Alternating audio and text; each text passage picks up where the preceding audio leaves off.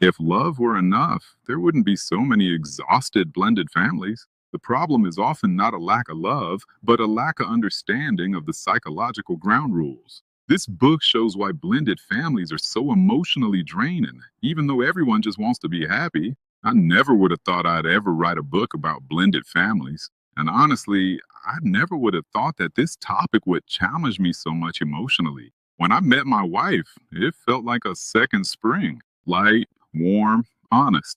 I thought that if two people love each other and have good intentions, the rest would just work itself out. But blended families don't work on love alone. It took me a while to realize that you don't just fall in love with a person, you step into an entire existing system with old wounds, with loyalties, with fears, with roles that are never clearly defined. And suddenly you find yourself in the middle of a game where no one has explained the rules. In my book, Trapped in Blended Families, The Game Theory, I try to describe exactly these dynamics. Not as a therapist, not as someone with perfect solutions, but as a person who was right in the thick of it. I experienced what it's like to take responsibility, to organize, to help, to support, and yet still feel emotionally left out again and again. How you try to create harmony and slowly end up exhausted yourself. At some point, I realized blended families often don't fail because people are mean or unloving.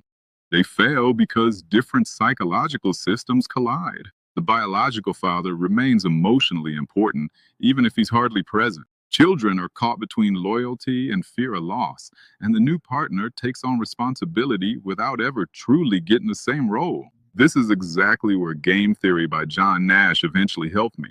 It describes systems in which people remain stuck in patterns, even though everyone is actually suffering because of it.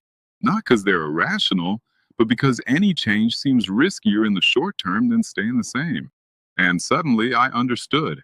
Many conflicts in blended families aren't personal failures. They're part of a system dynamic. I think this is exactly the kind of understanding I wish I had earlier.